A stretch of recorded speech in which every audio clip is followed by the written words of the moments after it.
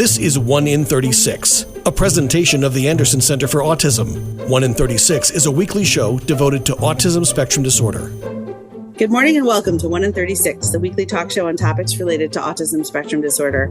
I'm your host, Eliza Bozensky, Chief Development Officer at Anderson Center for Autism, and I'm talking today with author and parent, Danielle Gary. Danielle, good morning. Thanks for being on the show. Good morning. Thank you so much for having me. It's my pleasure. I have the opportunity on this podcast to speak with a lot of different people who are doing a lot of different things in the world, the community of autism, which I always tend to say I think is both large scale because of the number of people who are somewhere on the spectrum or neurodivergent.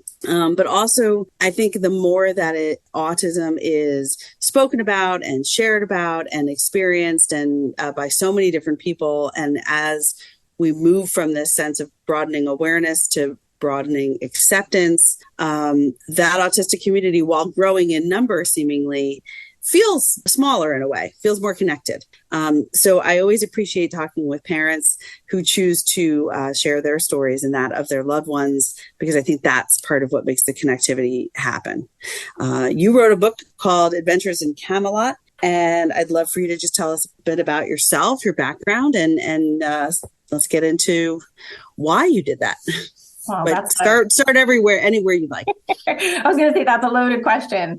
I originally started writing about my pregnancy the day that I found out that I was pregnant. And it was really just, I've written therapeutically my whole life. And it was helping me to process a new adventure. So I started writing in private journals and in blog and also across social media about different things that were happening to me. And eventually, when our son Cameron was 2 years old, he experienced a very textbook regression. And we called in all of the professionals. One of my best friends is a behavior analyst, so we were able to reach out to her right away. I immediately knew what was happening because I had been talking to her, like it or not, about autism for over a decade. Mm-hmm. So it was definitely in my wheelhouse. I was also an educator and an advocate for students that receive special education services even before I became pregnant. So I started writing, and then when I started disclosing about Cameron's autism diagnosis and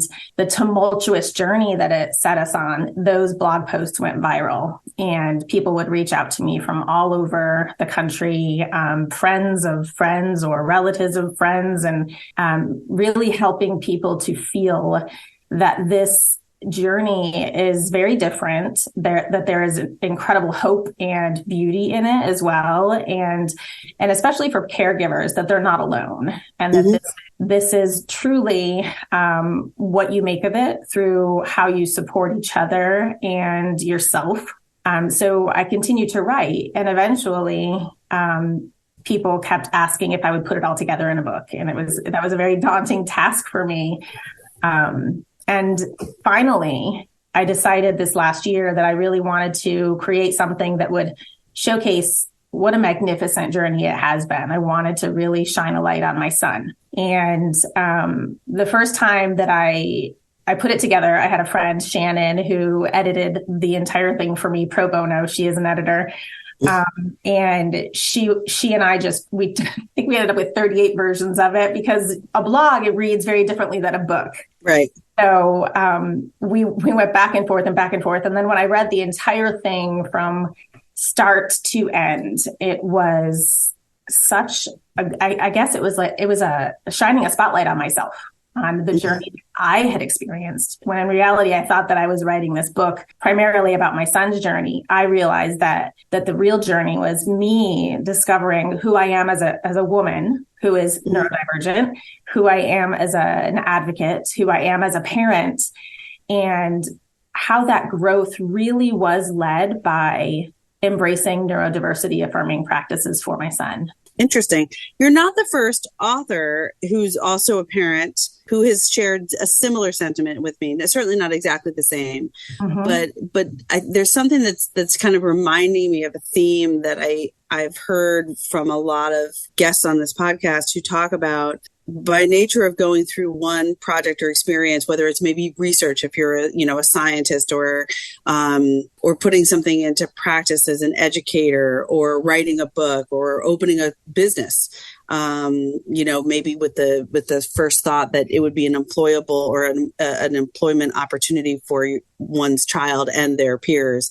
That through that process has sort of shifted all around. And then you realize that you're sort of looking in a mirror and realizing I'm learning also about myself. That's really fascinating to me that happened for you. It wasn't what you set out to do. I think the other thing that really stood out for me when I was reading your book, which is just for our listeners, it's a great read. The chapters are short. They're sort of digestible. There's humor, there's real life, there's emotion, there's raw stuff. There's kind of everything that you want when you're reading and trying to take something away from what you're reading. But one of the things that I thought was really unique was exactly what you started with, that you started this book and you included the chapters before Cam was born, which I have not really seen before in other things that I've read. I thought it was great. I thought it was filling in a missing link in so many other stories and experiences that I have read, because and that to me, having two of my own children, just remember, it brought me right back to how vulnerable you become immediately upon finding out that you're pregnant. For most of us, right? That feeling of like you're excited, but also now you have a whole new set of things that you don't know. So could you talk a little bit about, I don't know, just that, maybe that decision of like, you'd already chosen to share so much that so many people don't really talk about. And then that decision when you saw the regression, you were working with friends and colleagues and putting together your team, right? As you referenced, that you decided to continue, because that had to be a really big decision. It really was. And I, even the book is wholehearted, authentic honesty. What I was very adamant about in self-publishing it was I didn't want to change the truth of the story, because that would be a disservice to anyone that was at the beginning of their journey, who had experienced this journey, who was learning what it's like to have a family where autism is a big part of it. I didn't want to change the truth of it. So when I started writing the blog entries about autism, I sat on that first entry disclosing that Cam had been diagnosed for exactly a year. Wow. And I waited and I waited and I waited, because I was, and I'm honest in the book too, that there are definitely times throughout the book that there are gaps, because I was drowning, because there's just so many things that were overwhelming to me, things that I didn't understand. I wanted to be doing, the right things, and really diving into research and trying to make sense of the patterns, and then the chaos and all of these choices, but also trying to ripple out the education to our family members who didn't understand, and trying to allow them to lean on me for support while I was floundering. Right. It was this crazy experience. So when I published that first one, I remember staring probably for several hours at the submit button. And I got up and I made some coffee and I stared at it again. And I went out. We lived in Long Beach, New York at the time. And I walked down the beach and I was just so nervous. I was like, once it's out there, it is out there, and then we can't change the narrative. And then I hung out with Cam for a little bit that day and realized that I wasn't embarrassed. I wasn't ashamed. I was excited to share how far he had already come with the work that we were doing as a family to support him, and just his triumphs and his journey. I was so excited to share that, but I was afraid of the feedback that I might get, and have you tried, or do you think that this caused it or that caused it? And I was really afraid of the judgment.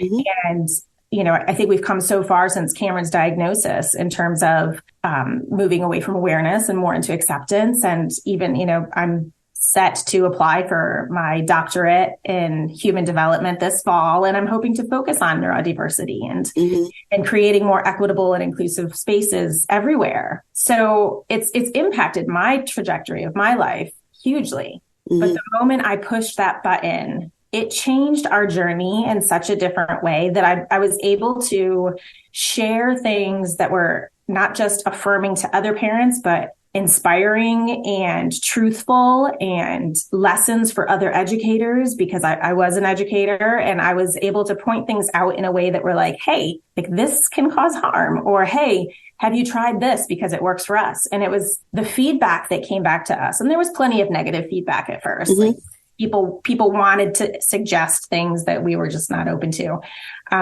But a majority, and I would say 99% of the information that I received, or the people who reached out, or the strangers, everyone was just, it was like a tidal wave of me too, or how do I go about this doing the right thing? And it was really that understanding of whatever is best for your family and feels the best for you.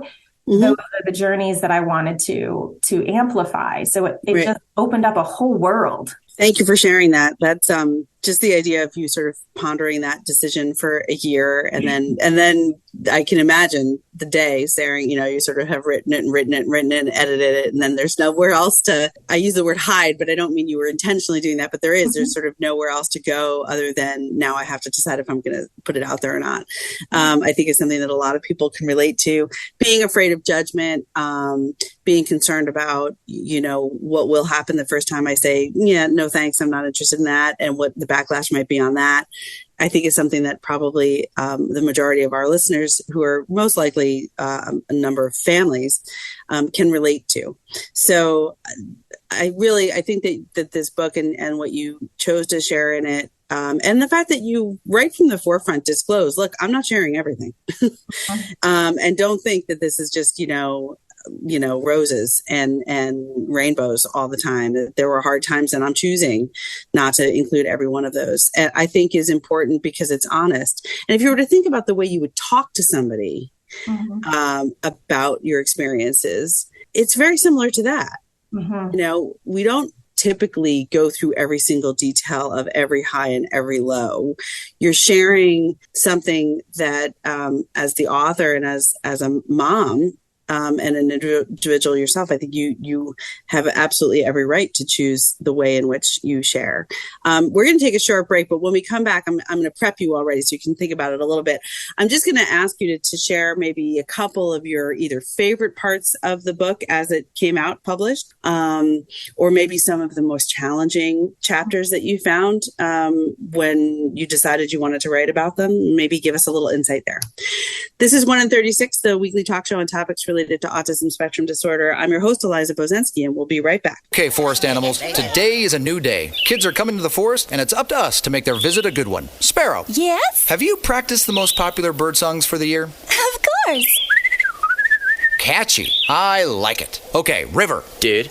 How's the temperature? It's a refreshing 52 degrees, man. Perfect for a little riverside shoeless relaxation. Ah, good. Owl, you here? Course. Who's asking? I am. Look, you know the drill. Sleep during the day, scare the kids at night. Perfect. I love my job. Oak Tree? Sup? Still in the same place I left you last year. That's what I like. Consistency. Well, it's not like I'm going anywhere for the next couple hundred years. I know. I love it. Turtle.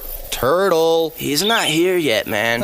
He's late every morning. You'd think you would have learned by now to leave the night before our meetings. Okay. Squirrel. Has anybody seen Mr. Squirrel? The Forest has been preparing just for you. Visit a forest near you today. To learn more about cool things to do in the forest, visit discovertheforest.org. Brought to you by the U.S. Forest Service and the Ad Council. If I could be you.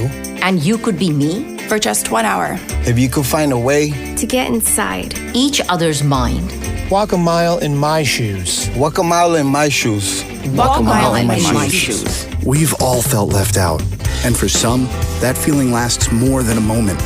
We can change that. Learn how at belongingbeginswithus.org. Brought to you by the Ad Council.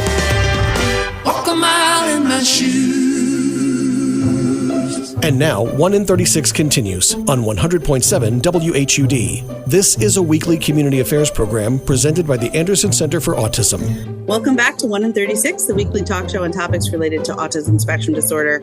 I'm your host, Eliza Bozensky, and today I'm speaking with Danielle Gary, who is mother to Cam and author of a wonderful book called Adventures in Camelot, which really shines a light, as you said before, Danielle, on Cam and his life, but also maybe not your initial intention, but ended up shining quite a light on yourself and your experience, with your family and your friends and your team. I love that you kept on referencing the team as Cam before he was born, and through his first couple of years, and then into the diagnosis, and then his progression so far. So I warned you ahead of time that I would love to ask you to just share with us. You choose either some things, some chapters in the book, or favorite parts of what you've written here, and or some of the chapters or parts of the journey that you share that you found most challenging when maybe, I guess, after deciding that you were going to write those pieces. And I'm looking at all of the chapters, and I decided to title them Adventures, because that it really is, like, everything has been very much an adventure that we've been through. Nothing has been as we expected it. I think by far the most challenging piece that I wrote was the original blog, The Weight of a Word.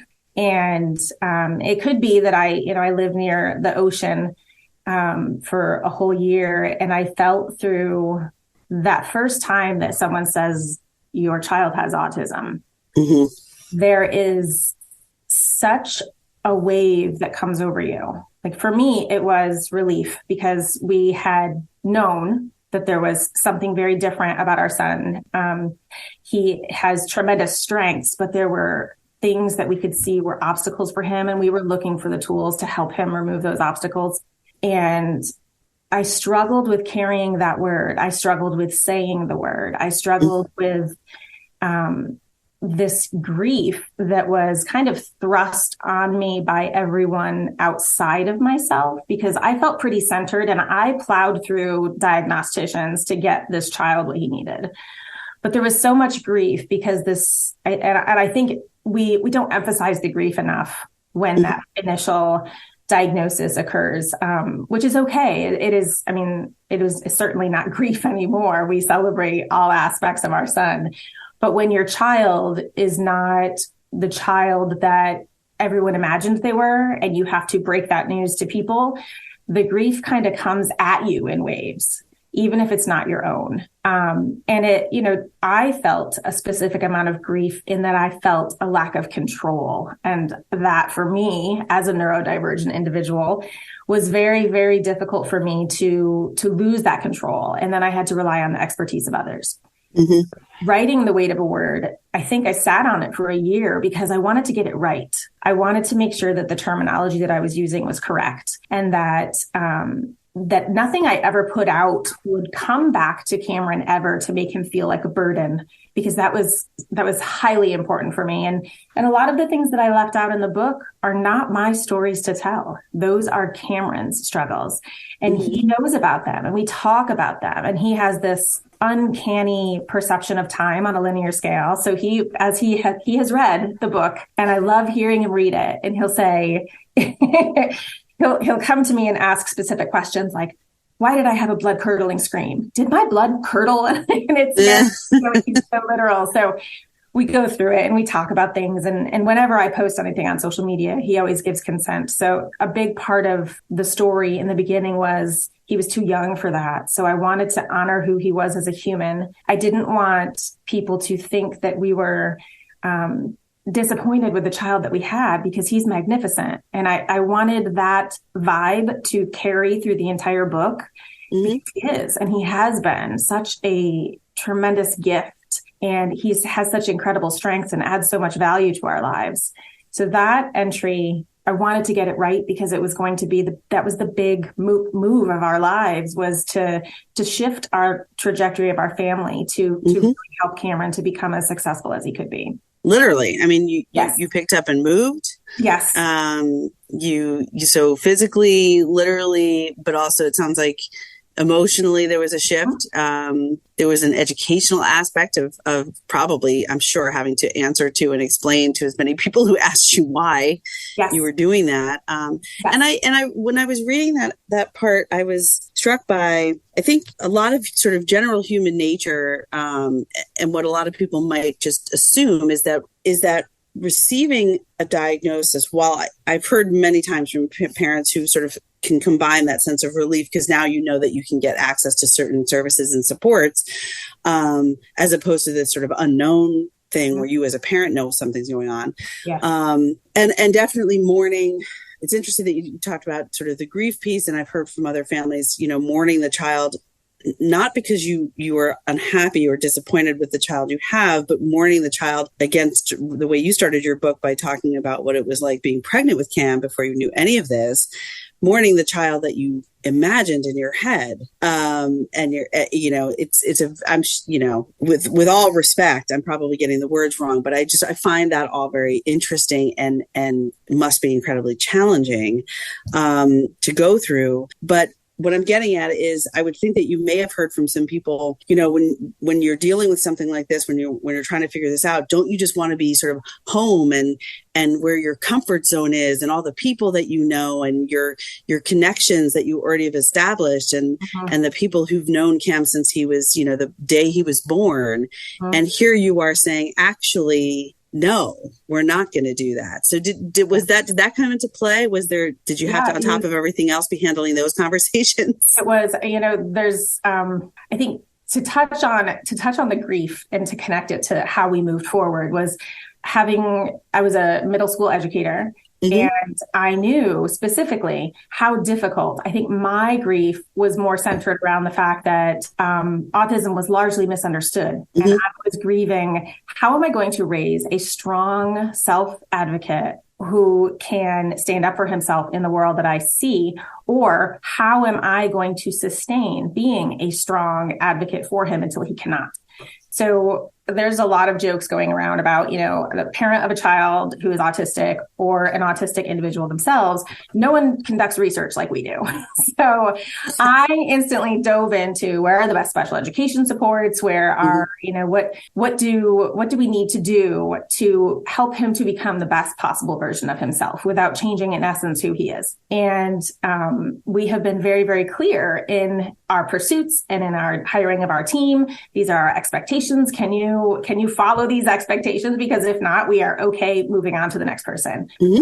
And that, that always changes because what Cam needs now may not be what he needs in 5 years from now. So currently we are, in the upstate New York area near Rochester, New York. Our son is in Pittsburgh Central School District, and we are composing a team of champions that, really are rallying around him and, celebrating him for who he is, really working together with, our special education director for the district. And I'm the chair of our special education PTA in my off time. I'm also an education specialist at the University of Rochester. So I'm so deeply entrenched in education that I'm trying to really plant these seeds of, the neurodiversity affirming practices and how that needs to be everywhere. And it's, that is my flag. I wave it everywhere. Everyone. Well, and up in Rochester, I mean, University of Rochester has a very excellent reputation for, research and programs. And so I get why you're there. Yes. And I hope that you've met and are working with like-minded individuals, because I know that program specifically is very well known in the field. So, I mean, I think that it's a testament. Look, like I said in the beginning of the podcast, I've met with and interviewed a lot of parents who are doing so many creative, innovative things, either based on an experience they've had in their community, or more often than not, it's something that started as an idea to fill a gap for their own child, whether it's an employment opportunity or a recreational opportunity, or educational, like any number of things that have started with this thought of, okay, so what can I do? here's me, here's my passions, here's my skills, here's sort of how my brain works and how I can think and what am I going to dive into that can help my child. And thankfully, more often than not, the outcome ends up being impactful for a much larger group of people, including other parents who I'm sure would just benefit from kind of the pleasure and maybe decompression of reading your book, Adventures in Camelot, because there's so much to connect to, but also just a reminder that I think you said this in the beginning, and it's a great sentiment to repeat, that really what's going to work for each individual family is whatever's going to work for each individual family. So I love when I see more and more books coming out, or just people starting podcasts or blogs or vlogs or whatever it is that they're doing, because that means that hopefully there will be something for everyone. The menu of options when it comes to what you do after you receive that diagnosis is growing, and it should grow, because every person is an individual and every family has their own dynamics that they need to work with. I think what flipped the journey for us was having the availability and the connection to so many autistic adults that were speaking out about how to support your child, what they wish their parents had done or what they wish their schools had done. That has been life-changing for me, to really connect to people that have a diagnosis of ADHD or autism, or really telling their stories. And it's wonderful that adults with autism and other neurodiversities are speaking out more and sharing their own stories. I agree with you. I think that's a really wonderful group of people to connect with, that often, probably in the past, from what I've heard and understood, have felt either that their voices weren't appreciated or didn't matter or didn't have a forum by which to share. Absolutely. So we have to stop. I'm sorry, but I told you the time went fast. We're done with our time, but I just want to encourage our listeners to read Adventures in Camelot. It's by Danielle Gary. It's a great book, very positive and honest and not glossed over, but just a really I think a book that's important for people to read if you have the ability and the time. So Danielle, thank you so much for coming on the podcast and sharing about your journey, Cam's journey, and your book, and best of luck to you in the future. Thank you so much, Liza. This is 1 in 36, the weekly talk show on topics related to autism spectrum disorder. I'm your host, Eliza Bozensky, and remember, Anderson cares. You've been listening to 1 in 36, a weekly presentation of the Anderson Center for Autism. Join them for another edition of the show at this time next weekend.